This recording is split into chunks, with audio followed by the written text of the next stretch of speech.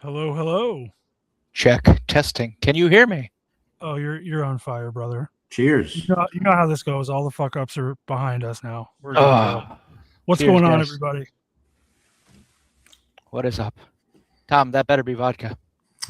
I got some behind it. Week 11. Week 11. Two great guests tonight, George.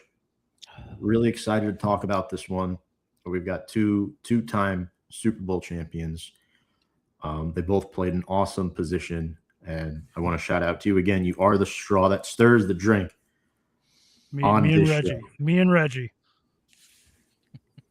Check us out. So I was thinking, what's better than one Super Bowl winning cornerback of the Big Blue Wrecking Crew, right? Mm-hmm. Let's go with two. Let's welcome Perry Williams and Mark Collins to the show. Oh, there he is. There they are. Yeah, Mark. Man, and where does time go? it's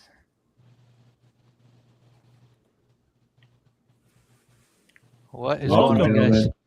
What's up, guys? How you doing? All right, guys.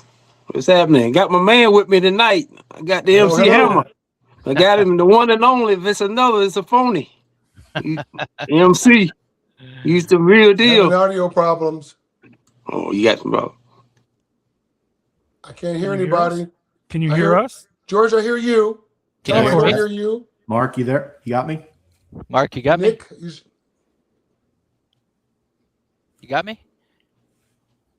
No. No. I can hear you. I can hear you guys over here. Mark, don't worry about Nick. He's pretty second rate anyway. no, hold on. You But- know what? Let me log on and come back on. Perfect. Sounds I'll be back. I'll be We'll back. get Mark up in All right. just a moment. How you doing, Barry? Long time. I'm no doing see, good, man. Hey, I got one of my right hand men there with us tonight, man. That's gonna be a good night for you guys, man. The hit man. I named him the MC Hammer when he first got there, 1986. A great, tremendous player, no doubt about it, man. He was definitely hard hitting. Oh yeah, he wasn't scared. He wasn't scared of contact. You know, Guys, he wasn't scared. I'm talking about your Hammer. I'm talking about your MC. I hear you, I Perry. said Tom, you can you won't- talk? Yeah. Hey, I'm telling You got them us, that Mark? hey, you won't scared of There you go. contact. You know, I No, told him man. you the one and only, man. If it's another, it's a phony. You the Well, real deal. Perry, listen. One thing I count on you. You know I always counted on you. You my boy. You my guy. We always relied on each other. I look on to my right. That's my right corner over there. Old reliable. Now, guys, excuse me. In honor of this year's Masters, I'm going to partake in a libation. So, Oh, this, here we go. Let's have a good show. There you go. I'll throw out my Gatorade. Yeah. I'm That with you works there, too, Perry. Perry.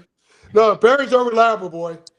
We are the only tandem that played 7 years as a tandem in Giants history, and that's something. You know, he's always been there, man. I mean, we had that little blip when Everson Walls came, but Perry has been consistent, man, and that's my dude.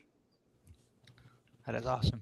Old So reliable. you guys can recently put out. can everyone hear Nick though? Can Before you we hear start? me? I hear you, Nick. Yes. I can hear you. perfect. Yeah, I can hear you. Awesome. Go ahead, Nick. Awesome. So you guys recently put out the article talking about the cornerback position being one of the toughest positions in football. What inspired you guys to write this?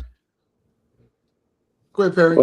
Well, I was talking to one of my administrators and one of my coordinators that work with me at Long Island University, as you guys are aware of, and she was talking to me about defensive backs, and I was like, you know what? Yeah, we can get a little show again, get Mark Collins over here, get the Hammer with us. This will be a great segment and great segue for the fan base and people of football to understand the real true life of what a cornerback does for football, whether it's little league, middle school, high school, college, or professionally. And Mark Collins and I, Big Hammer and I, we did it effectively for many years, man. I'm proud to be a part of that and winning championships together to show for it that we had did something special. So it was great. But to have Mark to come on with us, man, with me, it's been a great opportunity for me to see him last year. I saw him, and you know, I brag about him. You know, when I'm here in North Carolina, obviously I brag about him up in New York when I'm over at Long Island University. talking about a real football man. I ain't talking about some, the peak squeaks. I ain't talking about. I'm talking about guys who know how to go lay it on the line. So I'm just happy that he was able to join and to come on with us tonight. So, with you guys and then myself as well. So looking forward to a good show, guys. Yeah, thank you guys. Absolutely. Thank And you we for guys having got us. it. appreciate that. Yeah, this invited me, and I'm happy to be here. And hopefully, I collectively can answer some questions and give some insight of what is truly like to play corner at the highest level for a long time. Because it's not just lining up and playing, saying I got my man. There's more to it than that, and just that and running backwards. No, I agree. And there was always the old joke about, cornerbacks are mostly failed receivers. That was like the old joke, like, Yeah. he couldn't catch, but he had the speed. He had the moves, obviously. We all know it's more than that. Frankly, that position would terrify me. Everything lives and dies on you guys. I mean, you and the safeties, you really do. Everything lives and dies. One false step, one misread. It's a house show. So Yeah, it is, and I'm gonna go a little in depth on. I know we're trying to keep things topical now. Well, I'm going in depth. And Perry played the right corner. I played left corner. And this country is 75, 80% right-handers, right? Something like that. The NFL is 98% right-handed quarterbacks. So your left corner, that's like playing third base for the Yankees, especially in New York with the Giants. It's like playing goalie for the Rangers. That action's coming at you whether you like it or not, because that's the position. Left corner is that. So the mentality and the makeup, it's different than playing right corner. Right corners, they're going to attack you every now and then, and you got to be ready for it. You can't fall asleep. But playing left corner, that's the sweet spot, if you will. And your mentality has got to match it. Just how it is. You look at do a little research, just off the top of your mind. You think about the teams that won championships. I bet you can name the left corner, and you probably can't name the right corner. And that's just how the league is. It's sad, but that's how it is. The Raiders back in the day, Lester Hayes. You even talk about the Patriots. You got Ty Law. You keep going on down that road, and even though they didn't win a Super Bowl, Darrell Revis in there. that's just how it is. And you talk to those corners, some of it is bravado, some of it is arrogance, but most of it is confidence, is self-assurance. And we had that with me. And on my other side, I call him the silent assassin. That's Perry Williams. Perry's reliable, man. He never never got down on himself, none of that kind of stuff. Always there, always ready to play. And we talked a lot on the sidelines and, trying to compare notes, mental notes. And that's one thing I loved about Perry. Always there for you, always reliable. Absolutely. And I had a question for both of you, actually. How did you guys end up at corner? Was that your choice, or did a coach just throw you out there one day and you excelled there? For me, it was when I was growing up, I was a running back, believe it or not, and I played defensive back, cornerback, and on the defense side, offense side of the ball, I was a running back. And then as I got older and up in time, it was time for me to go to college. I went obviously to NC State, and I said, well, we want you as a cornerback. I said, well, fine with me. So I stood at jumped over on that side of the ball. I like to be the hitter instead of the hittee. So and that persuaded, that motivated me as well. But I got in there, and I played right corner all the way through high school, all the way through college, right corner. When I got up in the Giants, when they got me in the 7th round, and then 83, they were gonna put me at safety. They had Terry Kennard, the 1st round pick, free safety from Clemson, and they had me obviously from NC State, and they was looking at me, and then I went out and started doing what I was doing, and he said, "Oh, I'm gonna put you back at corner." So that's how I got that. I put you back on the other side, and I was shutting down those tight ends. I was all over. I was playing strong safety, but then they put me at corner, and I was relaxed at that position. That was my, base. So that's how I got to right cornerback. Yeah, I was a high school running back as well. I was a damn good one too. I got recruited to Cal State Fullerton as a running back, and I'm in the meeting room, offensive meeting room, my freshman year, about to start camp. And Gene Murphy, may rest in peace, our head coach, walks in and goes, "Hey, we need some help at defensive back. Anyone wants to play?" Now, mind you, you go to college, everybody wants to be a running back at the start position or whatever. We had 15 running backs in our running back room and 8 roll scholarship, right? So I look around and nobody raised their hand. So I raised my hand. Well, I immediately went from the offensive room to the defensive back room, got the playbook, and the rest is history. One of the things that really drove me, I guess, to play cornerback was, you go to college, and Perry, you know how this goes. You want to make the traveling squad, right? Because if you're not on special teams or a starter, you're not traveling with a team on road trips. You're staying home doing other stuff. And I was making the traveling squad. I didn't want to stay home. So go to play defensive back. End up starting my freshman year. Yeah, that was something. And I played left corner for 4 years at Fullerton, 20 interceptions, number 10 on the NCAA list still, all-time interceptions. So, yeah, I always been a left corner. And I think that confidence and that moxie, I guess, that confidence comes from being a left corner. So, excuse me. This position, the cornerback. Well, real quick, actually, did you guys did you stick with your assignment when you played together? If your guys shadowed across the field, did you guys just split it back up, or did you? No, we stayed on. He stayed on the left side. I stayed on the right side. Yeah. We didn't have to go. We didn't match up like that. He was so Collins was so good. MC was so good. You stay on your side. I'm stay on my side. We shut him down. Solid. We both were solid. I mean, did teams try to do that to you guys to kind of mess up the rhythm? No. Because now, I mean, when we played the 49ers, right? And back in the day, it's like baseball, right?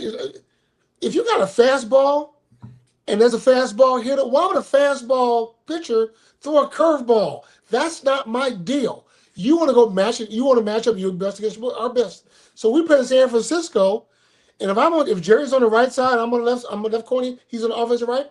It's game on. If they put Jerry on the left side, on Perry's side, it's game on. We ain't got a match up. There's no need for that. Yeah. No. Yeah.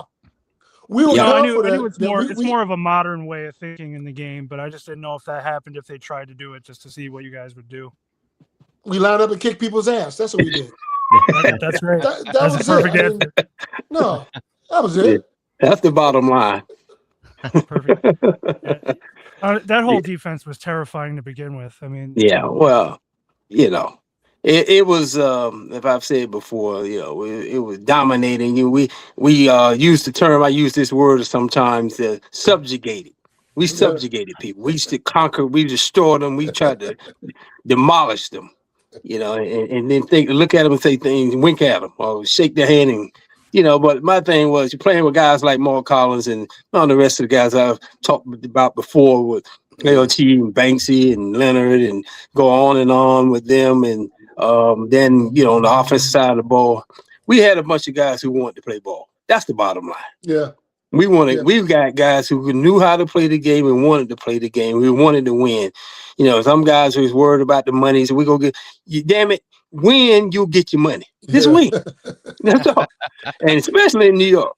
If you win in New York, oh my God. Here I am still living 30, 35 years later. I'm still up in New York doing stuff up there.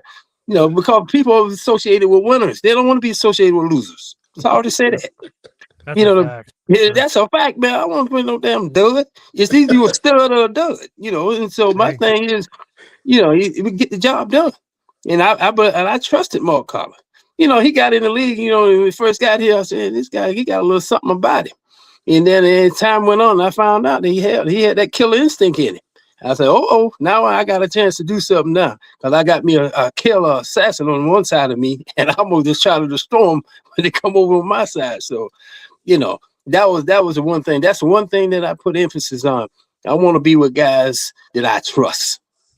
And we had a bunch of them. And I was so happy and being a pleasure, and it was an honor to play with all these guys, man.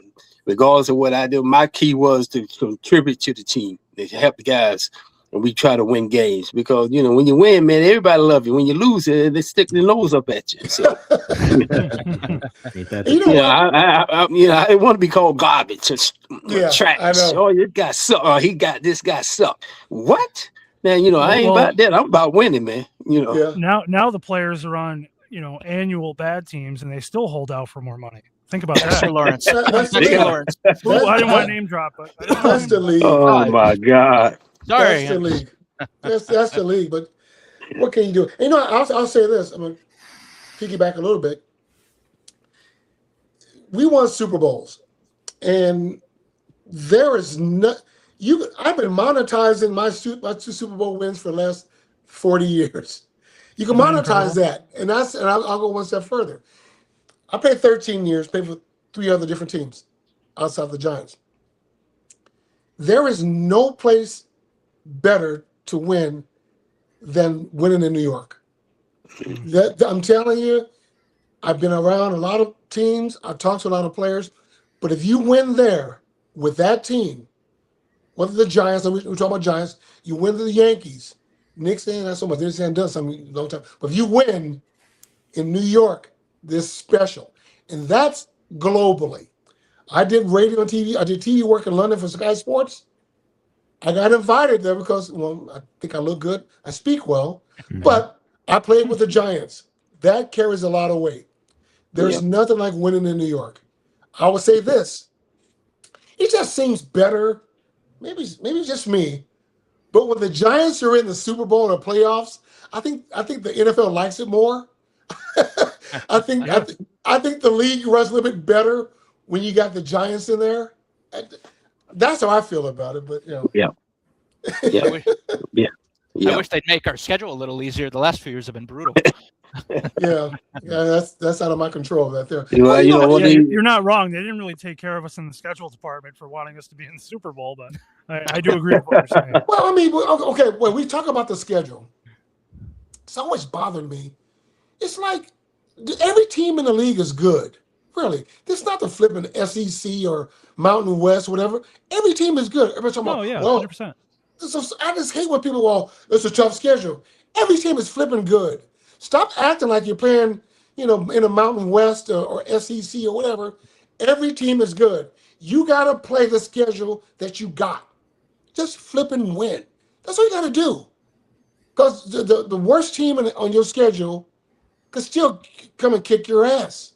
So stop acting like you're playing against Western Michigan or playing against Boise State. You're playing against an NFL team. So I just hate when people, and I hope I'm not dumping on anybody, but it's just when they call the schedule stuff. Dude, last time I checked, it's an NFL team. I just wonder how they calculated. I mean, a team that's struggling at that point for the better part of the last. It's not about your team that's struggling. It's not. It's about who's going to watch. Yep. Everybody's going to watch a New York team. I don't care if it's bad or not. Yeah. Okay. Here's my point. How many times have you seen the New Orleans Saints on prime time? Depends who they're playing. It's not a draw. Not a big market. Yep. No. Right? So the New York Giants can be 4-13, but they're still going to have an Amazon Prime game, and they're still going to be somewhere on Thursday night or Monday Night Football. 100%. No, it's anyway, very carry true. on, guys. I'm going to have a drink real quick. 100%. Hey. Yeah, sorry, Nick. No, go ahead. Perry, from your perspective, what did Mark really do well that people might not fully realize? He was a complete corner from his position, complete. He talked about that earlier with another group, and I've heard him say it many times. in other situations, and we're just talking in conversation. But he was complete.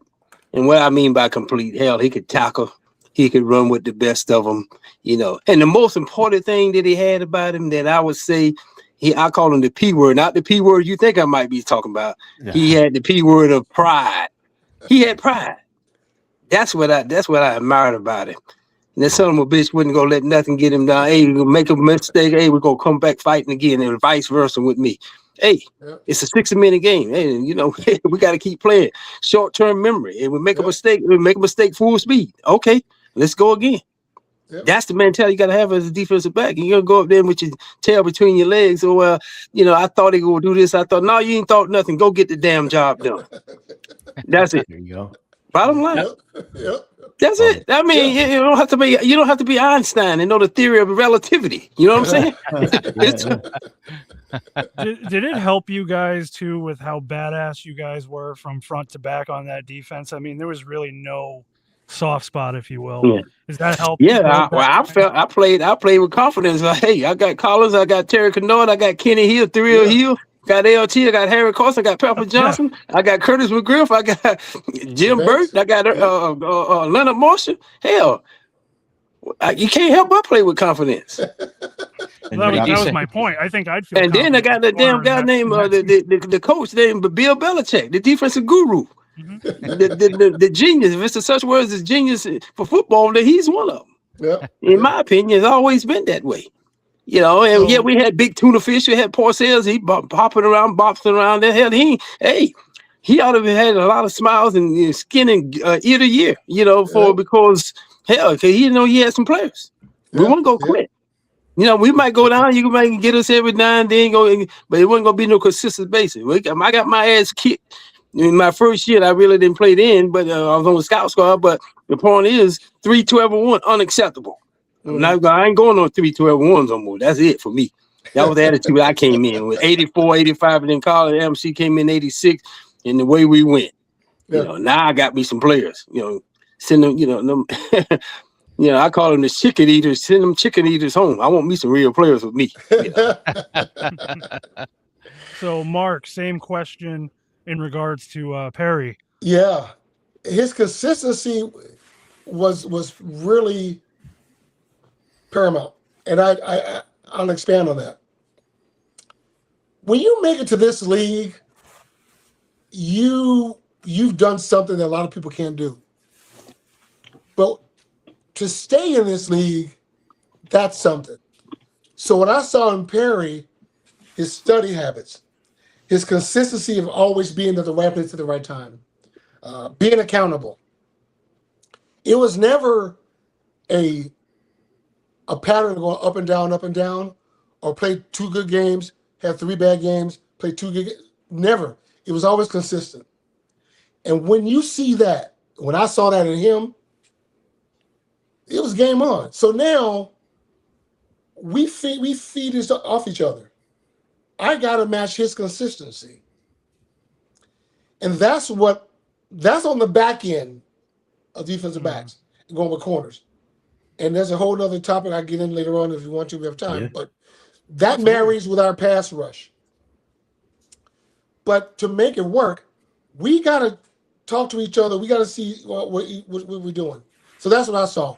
And I say this before, and you guys don't know this. After the first defensive series, maybe the second defensive series that we've always done this. We'll sit by each other.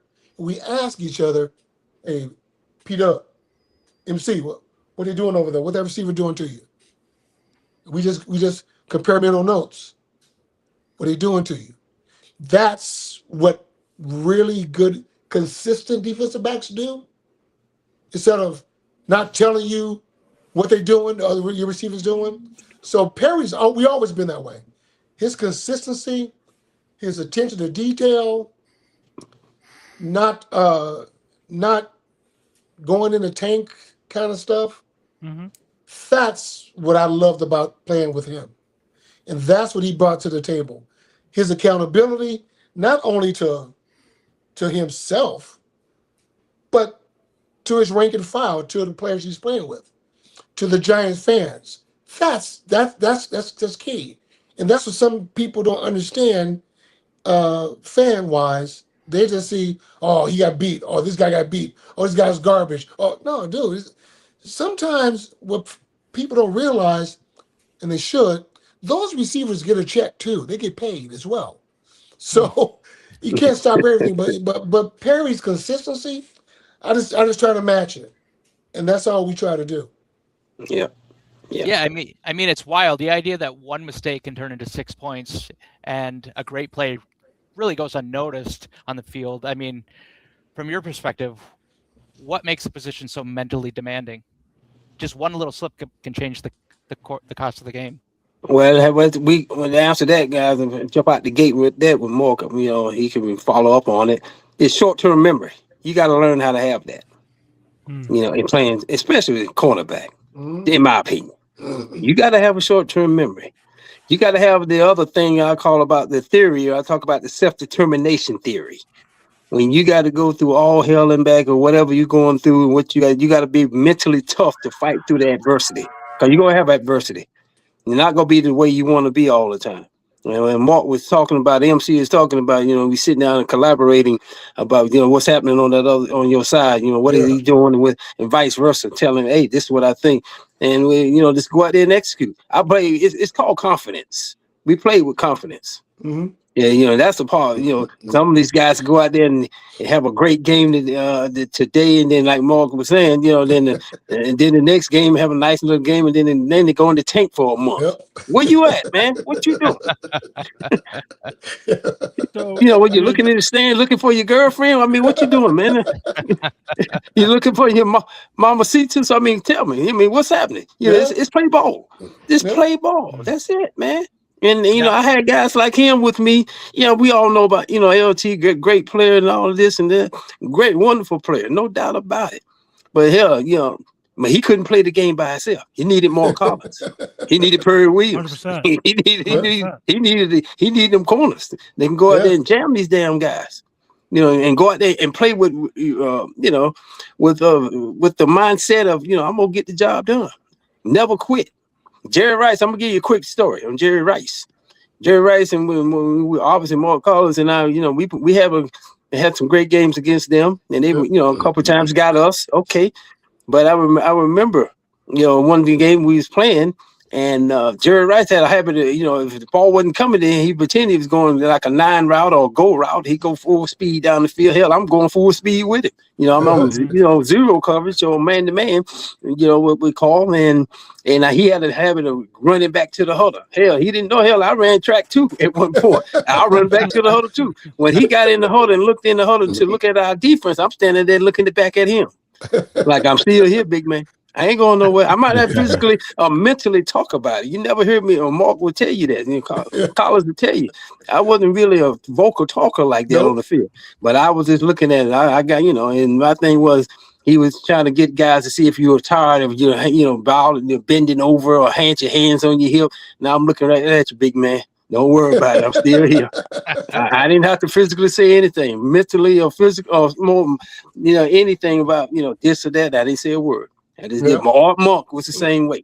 You know, James Lofton, same way. You know, you coming, you know, you coming after me, okay, and then you go on the other side. I got Hammer sitting on the other side. So where you going? Where you going? I mean, really, where you going? And then I got Terry Kenoa sitting in there, and Kenny Hill, Thrill Hill, Psycho. We called him Psycho. Damn, you know, wild men in there, and these guys, and we could play, man. I'm getting excited now, man. I'm thinking I'm reminiscing, going back in time. Well, these guys can go play some football, man. I ain't want to be around those suckers. I like being around champs. You know, I can tell you that right now. I despise that. I'm sorry to say that to anybody listening to this. I'm sorry to say I hate being around suckers. You know, I want me a champ around me, not a chump. Now I said a champ. You know, so if you have that winning mentality, that carries over from the sports field or whatever sport you may be in to transition to real life, man. And real life is hell. I want to win. Yeah. I'm in Long Island University for a reason. I'm in to win it. Yeah. I'm not talking about this sport. I'm talking from an academic standpoint right now. I want my kids to come out and be able to transition and do great things in society. Because everybody's not going to play sports professionally. So you go out there with that kind of mindset. I have so many Wall Street execs call me and get in touch with me. Hey, who you have over there? You got any prospects, an internship or paid internship or job prospect from that? Because they looking. I've come to realization and understanding that a lot of these people, businessmen and businesswomen, they love athletes. Because Yeah. why do they love athletes? Because they got that damn tenacity. They got that killer instinct in them. Get the job done, The mentality. drive. That- Yeah. That's it. The drive, Yep. the mental drive. Go ahead and take over, MC. and, I'm talking too yeah. much. So real quick, I just thought of it as you were talking. As your cornerback duo, did you guys dabble in the mental game of this with the receivers a little bit? Were you fucking around with them? Were you kind of trying to see where their head was at, or was it all principles, schematics, and film? I answer that again. Jump ahead again. Jerry Rice. He was trying to go see can he outwill me. You ain't gonna outwill me. You can run fast you can. I'm gonna be right there beside you, looking at you. And you get back in the huddle, look back at me. I'm looking back at you. You know, and that was he tried to impose his will that way.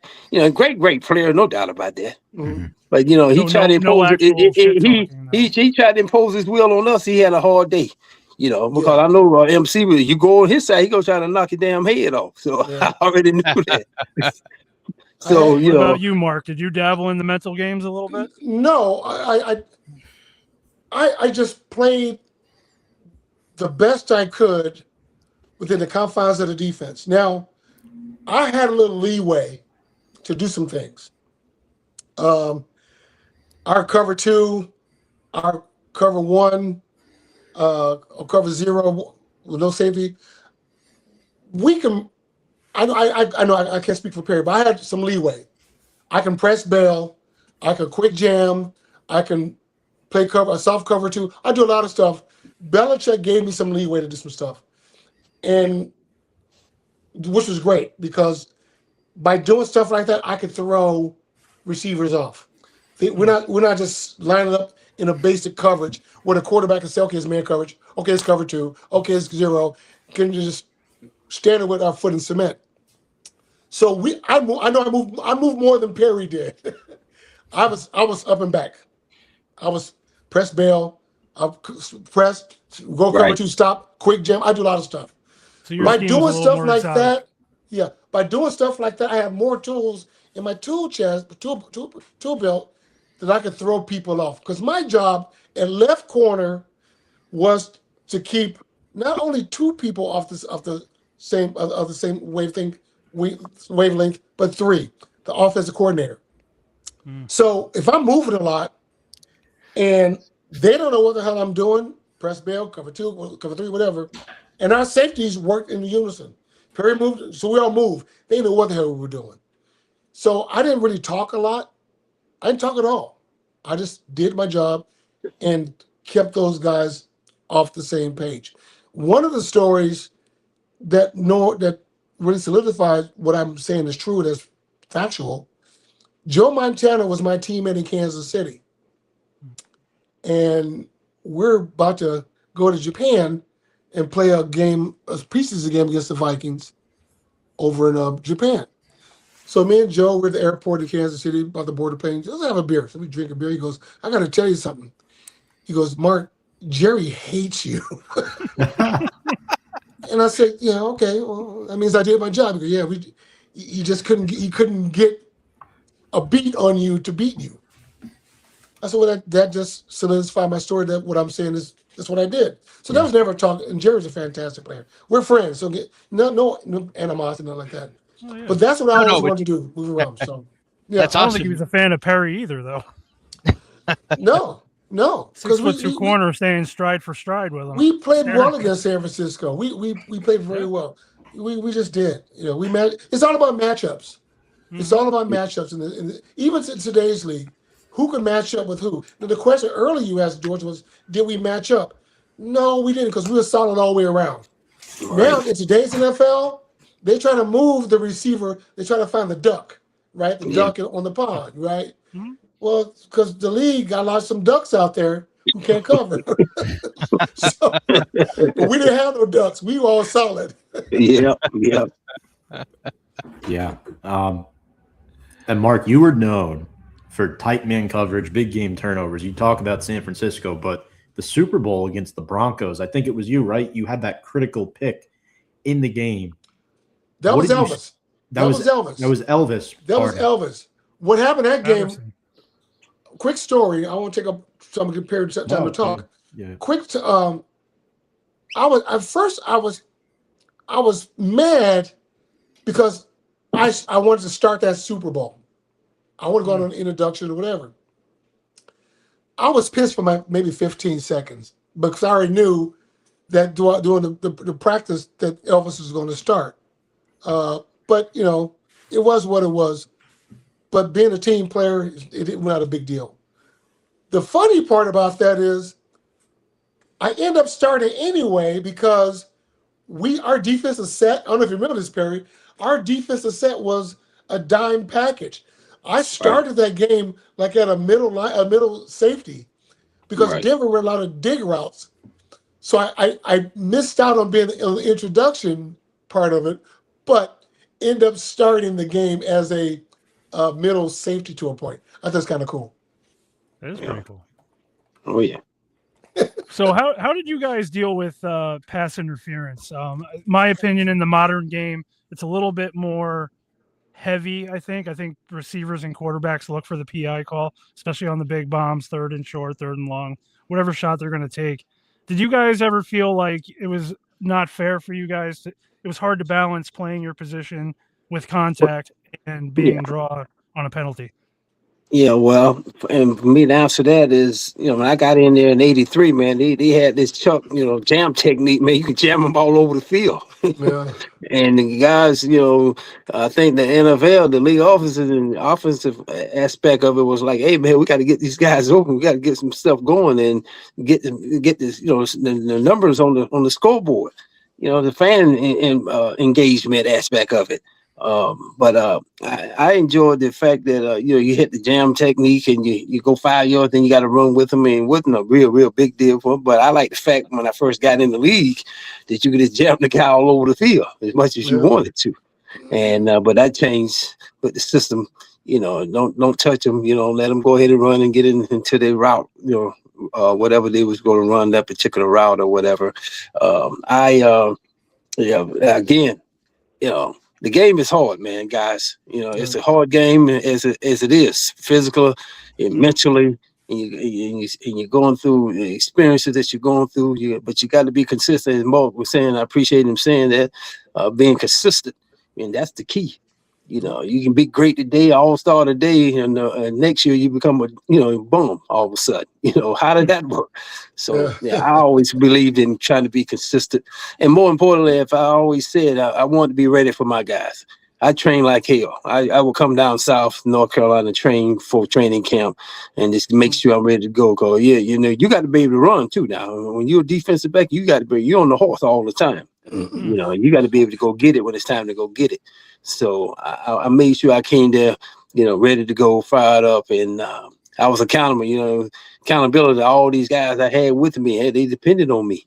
You know, and I took it as such a with the attitude is, hey, I'm gonna get the job done. Don't worry about you. Just, you know, we do what we do, and don't worry about it. You know, I want to win championships, guys. I reiterate that again. I'm about winning. I don't care about all that other stuff, this and that. The bottom line is results, and anything else is BS to me. You know, so and I wanted to make sure the fan base, not only my teammates, but my fan base and the people in the administration, the ownership of the New York Giants know the hell when Perry Williams ran on the field, you know he was going to give it his best. And you did. And you did that, my brother. You did it well. Now, I honestly, the pass interference, I'm not BSing nobody when I say this. I think I have maybe 2 pass interferences in 13 years. One, well, that's been a corner. One, I remember we played New Orleans. That's when Lawrence hurt his shoulder, and I was playing with a hernia. And I forget the receiver. He ran out and up, huh? That was a Monday night game, right? I don't know if it was Monday or Thursday. One of those games, probably Monday night. It's a Monday night. LT tied up his and I had his shoulder. That was Monday night. And I had a hernia, but I played through it 2 games, and I get the receiver. He ran out and up, and I grabbed him because I couldn't push off. I pass interference. And Bill Parcells looks at me like, what do you do that for? And I'm going, mother. And that was it. I had a hernia. So I didn't play anymore the whole season. That's the year we lost to the Jets and we make the playoffs. But I digress. Anyway, so the reason I didn't have a lot of pass interferences, because I knew how to play the deep ball. I knew how to turn and look on the deep ball. I don't have to grab anybody to stop them from running by me, because no one's going to just run by me. One person did it. Flipper Anderson did it, but that's not the one in the playoffs, the broken ankle game. I was there, great throw, great catch. But we've played them the year after that in LA, and I was press bailing, and I know everybody's speed I play against. And I knew with Flipper, if I'm going to press bail, I got to be at 4 yards so I can get that head start. Well, Jim snapped the ball, I was at 2 yards. And Flipper got on me and he was gone. And I couldn't catch him. Thank goodness he dropped the ball. He was wide open. It would have been a touchdown, but he dropped it. You can find that on YouTube. I'm telling you. And Flipper's a good friend of mine. We play golf every now and then. We talk about a lot of stuff. But he dropped the ball. But that's knowing your personnel. That's knowing your opponent. But yeah, but pass interference now, a lot of the corners, we talked about this earlier, me and Perry did. A lot of these college coaches aren't teaching the right technique to play the deep ball. Some of these defensive backs, some of these corners are real handsy. They grab it. You play the game with your feet, not your hands. Right. Your feet will get you in position so you don't have to use hands to grab. And when you got to grab somebody, you're panicking. So, yeah, I just think with some of these corners, they need somebody like me or Perry to talk to them a little bit. Or even other corners. That would help. Oh, yeah. It would help. Oh, yeah. But I will say the offensive PI is often overlooked. They never call it. Never call it. No. Rarely. No push-offs, no grabbing and pulling. No. But the league is geared. This league is geared for the offense because offense sells tickets. Right. Remember the old saying in baseball? Points. Chicks dig the long ball. Oh, yeah. It's the same thing. It's the same. So And that's really unfortunate because the defenses win the championships. I will die on that hill. That the defense. You're right. I will die on that hill. So that's actually unfortunate. Yeah. So I mean, whether it's modern day or the past, what was the skill that you would say translates to modern day cornerback position? Go ahead, Mark. What The skill? Yeah. As far outside of football? Yeah, mentally, Anything. physically, anything. Oh gosh, I would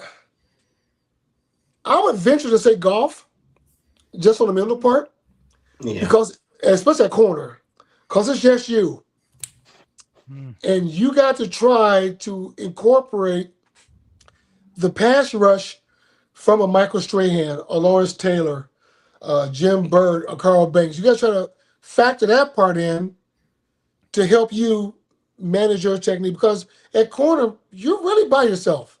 So I think of being a golfer, because a golfer is just you, and the outside elements, the wind, the weather, the rain, the fans around you, got to try to block all that up, but it's in your mind. But at the end, but the snap of the ball, you got to be pretty much perfect at your technique for 3.5 seconds to 4 seconds. And then when you think that you got everything right, that play is extended. So now you got to recalibrate and cover your receiver a little bit longer. And this guy's running all over the place. Yeah. That is such a cool way to look at that. I've never, that's what I see it. as somebody who plays golf poorly, I've always said, like, golf's the hardest sport because you're always exposed. You know, it's everybody's looking at you. But to you to put it into as a cornerback, holy shit, that makes perfect sense, man. That's awesome. Yep. Perry, what about you, man? Yeah, well, I kind of use that analogy, piggyback what Mark was saying, MC is saying, guys. You know, golf was the hardest thing for me when I got out of football. Then I started messing with golf. I went to golf school, Pinehurst, North Carolina, down here. And, you know, I live in that Pinehurst area in Carolina, and 5 days a week for a year. Yep. So to get my golf game going. Get your game on, Yeah, and then Mark made another good point there. You know, when I play against, go out and play a group of guys or whatever, hey, I don't play against them. I play against the course. Yeah. The course. Yeah, it's all about you. You know, it's me and the course. You know, the adulation, the uphill lie, downhill lie. You know, you got to know how to play that stuff. You know, and then that ball is not going nowhere. That's the other thing about football. You know, football, you're moving 100 miles an hour, but that golf ball is sitting right there. No, yeah, I look at that. You know, and it's a lot of golfers that I call. We use the term nosy. The word nosy. You nosy because you're looking with the ball. Keep your head down on the ball.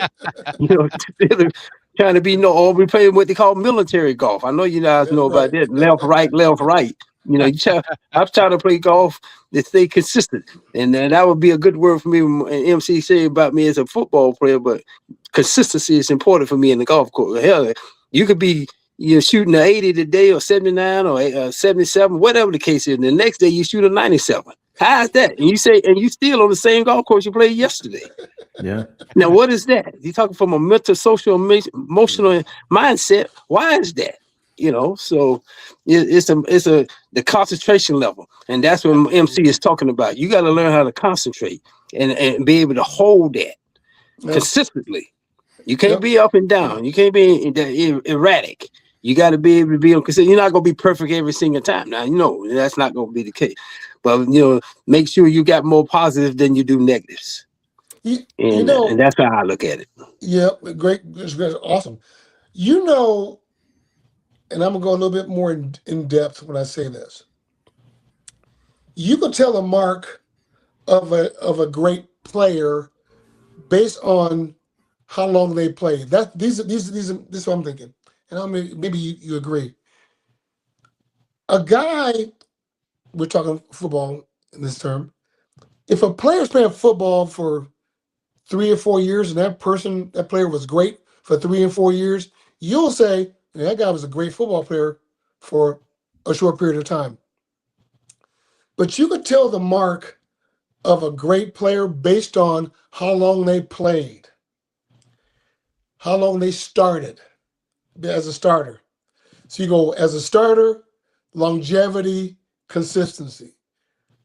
And this is something that people don't know about Perry. This man has played 11 years at the highest level consistently. I mean, at the highest level for a long time. A very, very, very good player. That alone should tell you about him. I did the same thing. Now, granted, everybody wants the accolades, and a guy who played 3 years made the Pro Bowl, or I was all pro twice at 2 different positions. I don't know if Perry made all pro, I don't know, or Pro Bowl, I don't know. But people want to hark on a player who played short times, 2 or 3 or 4 years. They make all pro, Pro Bowl, instead of looking at players who played at the highest level. And I'm just talking about cornerbacks. I'm talking about everybody. As a starter, consistently for 11, 13 years. You're talking about 24 years of defensive back work just between us. We got 4 Super Bowl rings. I take longevity and consistency over anything else that anybody says. Because that tells me the work that man right there put in, or me myself, means something. That goes towards our preparation, our willingness to compete, and us really surviving 13 to 11 drafts where they're trying to replace you. Yeah. Yeah. And staying healthy. Yes. Yep. Yeah. That's a big part of It's it. a lot. Dodging that It's a lot. I completely agree. And Mark, you just mentioned willingness to compete. And, both of you guys always did that day in and day out. Now, current direction of this team, right? John Harbaugh, new head coach. I'm sure maybe you guys heard about Paulson Adebo today, not reporting to voluntary workout. He does play your position. I think he's super talented, but with a new head coach, What do you guys make of that? Should fans be a little bit concerned? Obviously, it's voluntary, but with the new head coach, you want to It's get voluntary, mandatory. right. Yeah. That's a great way to put it. Yeah. Oh, well, me personally, if I may chime in on that, Of course. That's horse manure to me. Mm. Some of these guys, you got a new regime coming in. You need to come together, build that culture, make sure everybody's on the same page, work together. I think the camaraderie comes when you're spending time together. A lot of guys that want to do their own, have their own agenda and want to do their own thing, but this is something brand new. And so Jim Harbaugh or whatever, John Harbaugh rather, coming in, setting the pace, setting the tone, getting ready to do what you got to do to make sure everybody's on the same page. I mean, not everybody have to say got to be there, but I would like, for me personally, I want to be there during the off season. So in certain parts of the time of the year, I would go home, during the off season and stay there and do my work down there, and then come back and do some work up here, up there in New York or New Jersey. But the guys, it's all about again, it goes right back again. The right kind of attitude. What kind of attitude do you have? The winner's mentality. You just want to go and just get your paycheck and just go through the motions and do that. And then, say, I played for the Giants back, blah, blah, blah, whatever amount of years it was, a year or 2 or 4 years, 5, whatever the case is. Or you want to be a guy who laid it on the line and went out there and won games and won championships. That's what I want to be recognized as, the guy who laid his guts on the line and wasn't scared to go out there and do it. And but you guys in this different personality, different generation of young men now. We all know the guys ain't got that kind of heart that a Collins may have, or obviously Lawrence Taylor and the rest of the guys that we had. They don't have that kind of heart. It's a whole different mentality. So my thing is, if you don't want to be a part of it, then go home. My thing is, and I don't begrudge any young guy who making money, all girls who playing sports, whatever, this time against our time. But if you're going to go out there, my thing is, give everything you got. Everything. You got to give everything you got, because that's when everybody come to bringing each other game up. Hell, when I see Collins making plays out there, you come on my side, I'm gonna try to knock you out too. So, my thing was, we got to play up to par to where we need to all be on the same level and be effective. Lawrence Salem, one of the greatest ever. There's no doubt about that. But hell, as I said before, he'll never be able to do it without us. Without Mark Collins and Perry Williams in that corner and the rest of the guys on the rest of the field, you're not gonna win. What you gonna do? LT go rush the quarterback, then they go back there and cover the receivers. I mean, come on. Hell no. You can't, ain't no way. So it's called what I call the role concept, ROLE. Everybody had a role. MC had his role, I had my role. Now let's come together and make this thing happen. That's all it is. So I have a question for both of you guys. So as we talked about this, the past, the present, why is the cornerback position overlooked? Why do you could be one of the best cornerbacks, people struggle to remember your name maybe, versus one of the best receivers, one of the best running backs. And even furthermore, people remember the linebackers generally, really strong defensive linemen people remember. Why is the cornerback position, in the court of public opinion, so different? It's a very important job to me. You have one of the, if not the most important job. For me to chime in on that, guy, I would say this. They want to see the receiver score touchdowns. They don't want to see the defensive back get no interceptions, making big plays. They want to see that wide receiver catch a touchdown, and so he can do all his jive moves or whatever the hell he do nowadays. That's what the fan base want to see. That's a fan engagement. And the TV networks, and people like to see all that kind of. They don't want to see no defensive back knock a guy out. I do. Guys, I do. I love that shit. Yeah, I know. But now you do that, you get kicked out the game. Roughing, you hit him in the head, you hit him too high, hit him too low. Come on, cry me a river, man. You go, my thing is, go out there and play the game.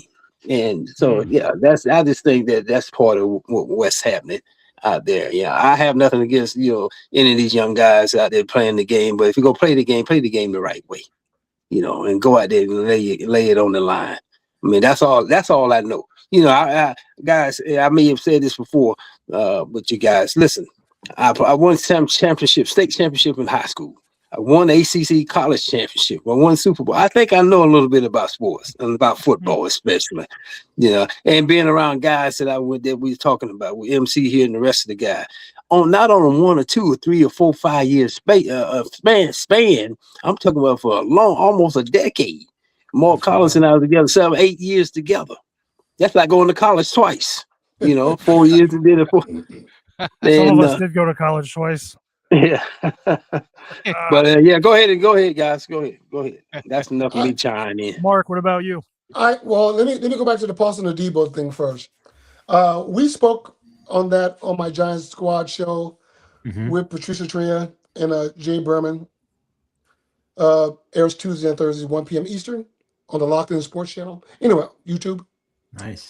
We spoke on that, and my thing is, he should have been there because he didn't have the best year at all. And we paid him. Yeah. So the first thing you do is you have a new coach, get your butt there. John said he don't know why he wasn't there, so that's gonna work itself out another point at some time. But he should have been there. But strictly because he had a bad year, new coaching staff, you want to do the getting to know you kind of deal. Just show up 2 or 3 days, get out of there. As far as positional value, why cornerbacks are not as high marqueed as other positions, well, Perry just hit it nail on the head. Office sells tickets. That's what it is. As a positional value, and I know as we move on to going to the draft and other stuff, that's how teams draft now, based on positional value. For instance, a running back after his first 3 or 4 years or 5 years, his first contract, his positional value decreases compared to a receiver or a defensive back or so. That's how that works out. We just saw that with Saquon. Yeah. So that and then look what he did though. Yeah. But Saquon, guys like that come once in a lifetime. Generational, yeah. Okay, that doesn't happen to every running back. The Chiefs drafted this guy Edward Helaire, first round. After 2 years, I don't know. That's how it is. But I digress. It's positional value. Corners, the league needs them. They really do. Because it's hard to make a receiver a corner, but positional value, you can take a good corner and put him at the slot, and then that corner can play safety. You have 3 positions you can make out of that corner. So that's why positional value-wise, receivers are slightly higher than corners, but that's changing. It's changing. I hope that answered a little bit of the question. But, it just makes sense. That's how it is. And I must be the oddball. I love badass cornerback play. I always have. I mean, I just love it. I love everything about it. I mean, I wasn't a Seahawks fan, but Sherman used to just entertain me. Yeah, but Sherman couldn't play inside. True. He was strictly outside corner. You look what happened with the Giants deal with Cordell Flott. When Flott came to the Giants, Flott was an outside corner. He was floundering a little bit, but he learned to play inside, and he can hold up on the outside in case of emergencies. This dude, I was hoping the Giants would keep him. Yeah. This guy goes to Tennessee, he's making a boatload of money because he can play inside. Can you two guys fix my boy Deonte Banks too? You know what? I know I put you on the spot, but I wish he's not a left corner for one. Mm-hmm. He's not. He don't have it. He can't play in the slot. I bet you if Wilson, the new DC, I don't know if it's going to be a 4-3-3-4. I have no idea. Right. And I don't know if it's going to be a lot of man from press off. But I bet you I would take a look at him at safety. I would. He's got 2 more years on his contract. You're not going to let him go. You might as well see where he can play. If he can't play corner, because they brought in Newsome for a 1-year deal, and if the Giants don't draft a corner, if they don't trade out that 5 pick with Kansas City at 9, if what's the name is not there? The linebacker from Ohio State? Styles Styles not there? They'll take Styles if he's at 5. If Styles I out there, think so, they're trading out. I would. And get a corner 9 or whatever. But Banks, I don't know. I don't know what's wrong with that kid. I don't know. Because he flourished as a rookie under Wink. I mean, I know it was a totally different scheme, a little more blitz heavy, a lot more blitz heavy. But So which means the ball's got to come quicker. right. And he didn't do it from a lot of press position. He was doing it from off. So we'll see what happens. Yeah.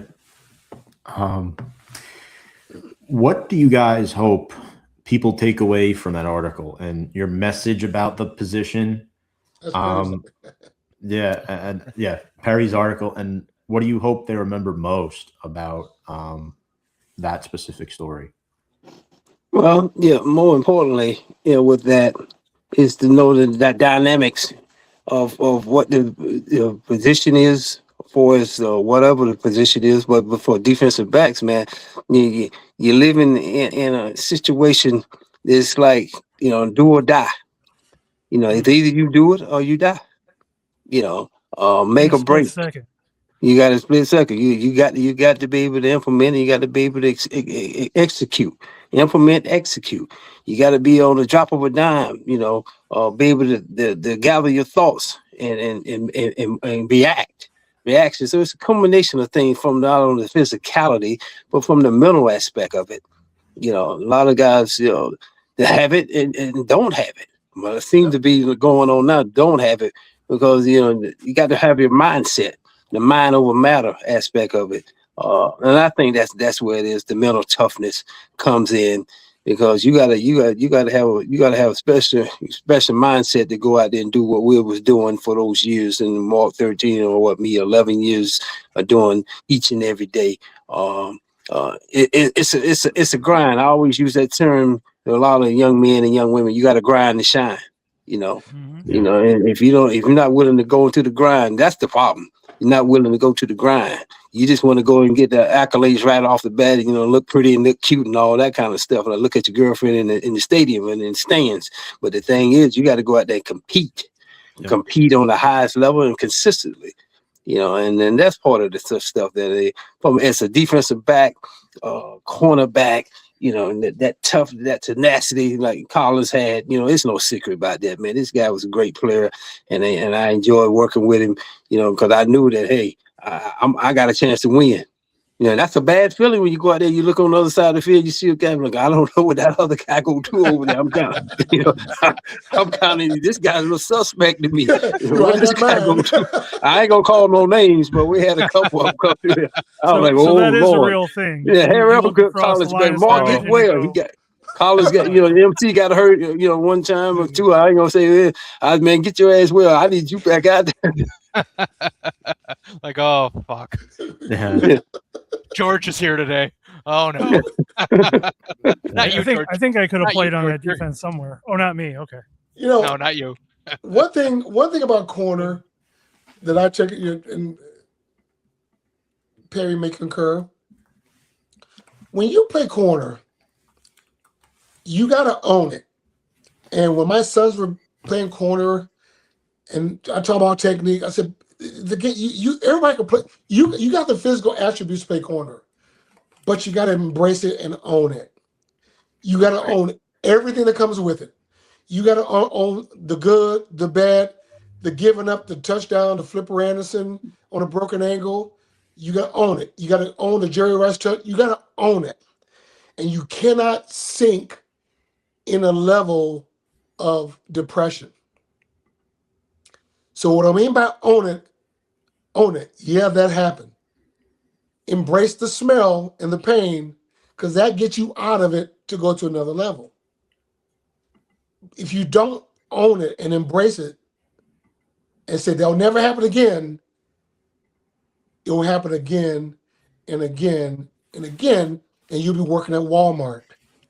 And there's nothing wrong with working at Walmart. No. That's not what we signed up to do. Right. You signed Guys, up. I gotta step out for me. I'm sorry. No, good. You gotta own this thing. So that's what I'm talking about. Yeah. And I hope it's all right. I hope so too. Is a dog or something? Hope he's all right. Good. Perry, we got your back, Perry. Yeah, Absolutely. but that's the deal playing corner, and I don't know, and I've coached very little, but I talked to a lot of people. I'm sorry, guys. I had to go out for a second. You know, but All good. But that's one of those things that it's hard to talk to DBs nowadays, and I'll tell you why. Guys like me and Perry, we can't talk to guys who are making 20, 30 million a year. They're unapproachable. I mean, there's nothing that we have in common other than we played football. I don't know how to engage with those people because they're not engaging with me. Back in the day when I was coming out of college, the Rams practiced at Cal State Fullerton. I used to work out with Leroy Irvin, Nolan Cromwell. Those guys would invite me to cover those receivers. Henry Eller, I played against Henry in college, but he was drafted with the Rams. Duckworth, all these guys. And I'm a sophomore in college, and I'm working with these guys, and they embrace me. I pick their brains like crazy. I talked to Lester Hayes. These guys nowadays, they got all the answers. I don't think they do. But No, No, I I'm know. just saying. I got it. I mean, it's one of those things where you're just driven by money. Like you have a good contract and you lost all drive, and they're just like, fuck it. I know everything. I don't need to learn anymore. Yeah. If I survive, cool. If not, I just made a lot of money and I'm good. Yeah, so that's how it is. Yep. I mean, there's nothing that I can tell a guy making $15, $20 million a year. Now, if he came to me and asked me some questions, yeah, I'll work with you. But they don't. None of them. Nobody wants any advice. No. Nope. None. Yep. That is Got their own agenda. Got their own agenda. Because you would think not to keep shitting on Deontay Banks, but you would think a guy like him in this franchise. I mean, obviously, you have you two guys right here in the second set of Super Bowl runs. There were some pretty good defensive backs on that team. There's people in the pipeline you can bounce shit off of and say, "Hey, can you help me with what?" You would think. I mean, with the access that these players on the Giants have, they could call. They could get me and Perry's number from Joanne Lemick.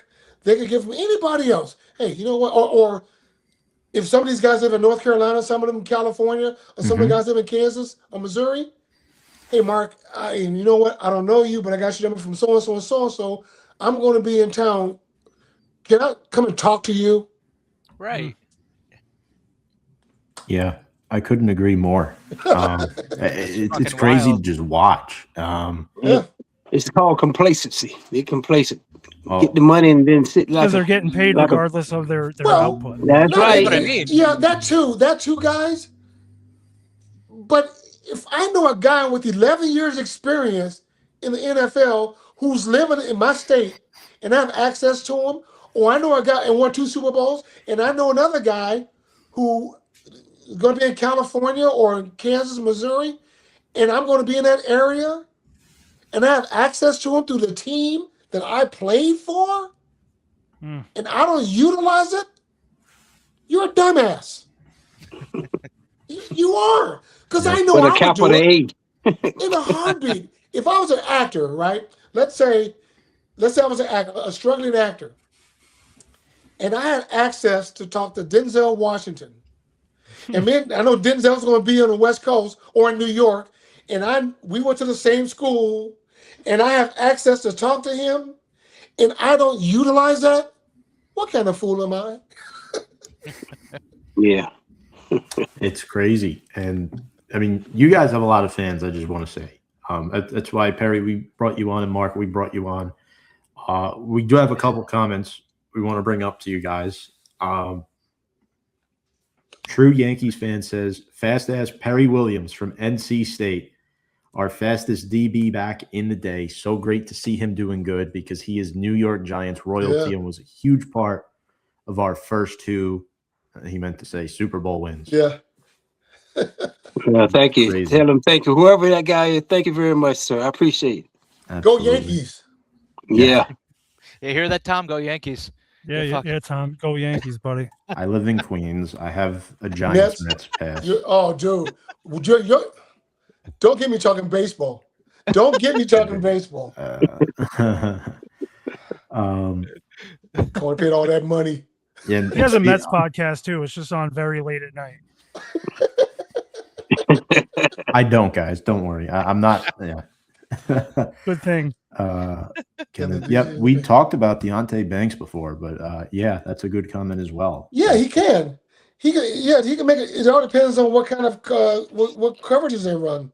Yeah. You know, that's all depends. And and Wilson had a pretty decent defense down in Tennessee. They were decent. So, it just depends on what they're going to run. Now, they're going to find out real quick what kind of player Banks is. They'll find out quick. We'll figure it out. Absolutely. George, I'll throw it back to you here. I know. Well, you're going to throw me right on the spot. All right. Yeah. Sorry. For both of you guys, what does it mean to still be so many years later, not to throw your ages out there, but to still be connected to Giants fans to this day, right here? That's got to feel pretty incredible, no? Oh, yeah. For me, yes. Speaking on my behalf, as I was saying early on, guys, you win. The people in New York will love you forever. And here I am over 30 years later, 35 years, whatever it is. I'm still I live in North Carolina, but I do my work in New York at Long Island University. I mean, where in the world am I going to do that at? You know what I mean? The people there, they engaged, and this came embrace me. And I've been working with LIU now, 7 years? Next week, another week would be 7 years. And I say that, I heard Mark say something earlier, and you win, they're going to embrace you. They're going to want you to be a part of that. If Perry Williams bringing Long Island, what is he bringing to Long Island? Bringing not only tenacity and action, but he's bringing, truth and merit. He's been there. He's lived it. Not only as a professional athlete, but as a human being. Get my education. Making sure I got my degree. I got a degree, undergraduate degree, and I have a master's degree. I went back to school while I was still playing for the Giants in the off season. Got a master's degree. Living after life after sports, because we know we're all not going to live and play sports forever, regardless if we play professionally, collegiately, or whatever. High school, it's all going to come to an end. And see people like Mark Collins is an entrepreneur. He's doing his thing. He's living life, but he's spreading the gospel. You got to be an idiot, like he said, not to go and want to talk to him. Hey, if I got somebody in connection, hey, you go out there in Kansas City, California, I got somebody's name, Mark Collins. That's who you need to talk to. Talk to some of these other, butt plugs out here talking this yang. I ain't got time for that. Come on, man. I want to find me a real deal, the real deal. I don't need no damn, donkey. I need me a thoroughbred. Yeah. I engage in social media. I'm very engaged. So I'm always on top of being close to the Giants fans, and I appreciate all of them. So I think it's the coolest thing. And like I said earlier, there's no place better at least in this country, than winning than New York. There isn't. There really isn't. And you can win all the championships you want. And let me back a little bit. I know it was a little off script. We've been going. I just want to tell. I made the all-time Giants all 100 team. I was number 56, which is an honor. Because I never thought of myself as being that, but I was chosen. There's a guy who should be on that list, and that's Perry Williams. I don't know how he got left off that list. I don't know. But Perry should be one of the top greatest Giants players of all time. I'm happy I made the list. Like I said, I was shocked at 56. I said, wow, that's pretty high. I guess I did some good things. But Perry definitely should have been one of those guys on that list, and he was omitted. But the Giant fans are the best.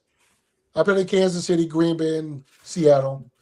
But there's something special about the Giants fan. They know everything about you. They are football purists, and they're honest. They know what they see. And as Perry said, and I say, if you win in New York and you give your all, they see it. They see it. They know when you, and you know what? This guy's a keeper. I'm gonna tell you a quick story, and I don't want to take too much of your time. I know we're pressed. Floor's yours. We're playing San Francisco in New York in '88, and I'm shutting Jerry Rice down. I'm shutting him down. We're in the Can you coverage, cover imagine 2. thinking that before you go to bed at night that I just shut Jerry Rice down? Holy. I'm having a great game. So Joe Montana comes in, throws the ball to Jerry. I'm there. Great throw, great catch. Kenny knocks me down. Kenny Hill knocks me down. He runs for a touchdown. We lose that game. And I'm on the sideline. Everybody's shaking hands. I'm on the sideline. I'm on the bench.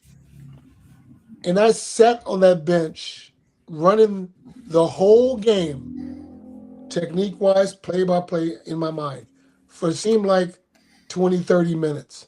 I'm sitting on the bench. Every play. And that final play. Game's over. I'm done. I'm sitting there. And I get up and I look in the stands. There's about 20, it seemed like 20 to 30,000 fans still at Giant Stadium. When I walked off, they start clapping. That to me tells me what the Giant fans are all about. When I walked off, they clapped and they left. That was cool. So, I've always had much respect for Giants fans because they knew, hey, I gave my all. Shit happens. Yeah. I went out at the club partying the night afterwards or whatever. I wasn't doing stupid stuff. I think it showed them that I gave a damn. Mm-hmm. That's all fans want. Yeah. Do you give a damn? Yep. Yeah. If not, go to the Jets. Yeah. Don't do that stuff here. We don't do that with the Giants. So that was my story. Anyway. It's great. Same building, That is very great. different organization. And all those fans, well, right off the bat, they kick you out about 8 seconds after the final second ticks. They get you out of there in a heartbeat now. Oh, But, wow, yeah. Oh, really? That just shows those fans were there for you. Yeah. They knew the magnitude of what transpired. They knew you were obviously the player involved. They knew you were going through everything in the game, and I gave a damn. Yeah, absolutely, man. That's what I want to see. So, 100%. Yep. Well, from everybody here at 1925, I'd like to thank both of you for coming on. Before we take off, is there anything you guys want to talk about, mention, plug, appearances, anything coming on, anywhere you're going to be? I got the Giant Squad show, Patricia Trenia and Jay Berman, every Tuesday and Thursday, 1 p.m. Eastern. You can find us on YouTube, Locked On Sports. Talking Giants. Either of you going to terrible English. Either of you going to the event at Woodbridge in Jersey, the 40th anniversary of the Super Bowl team, the signing event in May? I'm not privy of that. Yeah. Did I do something? I hadn't heard nothing about that, but yeah, hey, No, it I was is just what it curious. is. I knew they were doing the event there. I was just curious. Oh, okay. Yeah, they have various events, I'm sure, do things. Yeah. I know the Giants are doing something. My thing is, talk to the guys and see the MC to have a chance to see him and tell. We know, hey, we're champions. That's all that's all I'm concerned about. Hey, my guys know I gave everything I ever had, so 100%. that's good enough We for all me. know it.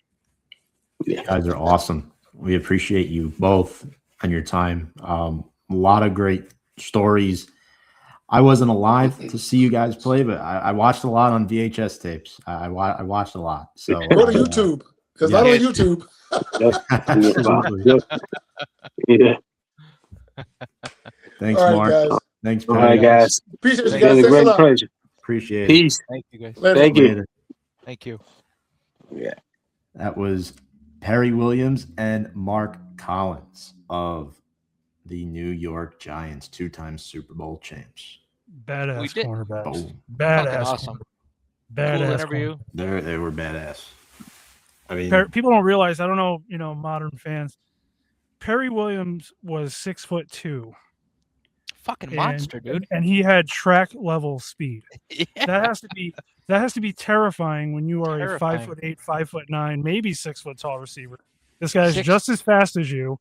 Oh, and he's 2 inches higher. His arms are longer. He can totally disruptive. And then you got Mark on the other side. A little more tight man coverage, a lot of hard tackles, a lot of hard hits. Great instincts. Basically, great instincts. Basically, like a glove. Played like a glove. He was on you. 27 career picks. Yeah. 27. Perry Williams, Wow. 6'2", 200 fucking pounds. Yeah. And he's faster than Fast. Anybody's faster than me in the NFL, to be fair. But yes, Olympic Perry was Olympic level very speed. quick. And if we didn't have that problem with the Olympics that year, if you remember from our first show with Barry, he would have been on the track and field team. Yeah. So Well, Perry, the smart, high IQ, fast, Mark, outstanding ball skills, excellent player, had a knack for causing turnovers. And one was 6'2", the other was 5'10". It doesn't matter how tall or short you are at the position, your dedication, your work ethic, your skill, whatever you bring to the table. And they both brought different skill sets to the table that both made them very successful and eventually 2-time Super Bowl champions. And I do agree with what they said that Perry Williams should also be in the top 100. But in the 100%. committee's defense, they had a really tough list to make. That was a very, very tough list because, then somebody else has to come out. And at the end of the day, Perry Williams, Mark Collins, two of the best DBs in Giants history. next week, we have a very special guest. We have not interviewed him yet. He is not a former Giants player. He is not a 2-time Super Bowl champion, but he is the one and only super fan of the New York Football Giants. Joe Ruback, license plate guy, joins the show next Monday, April 13th. It'll be a 7 p.m. start time, unless we have to make last-second adjustments. But April 13th at 7 p.m., license plate guy joins the show. I've had the pleasure of interviewing him twice in the past on my old show.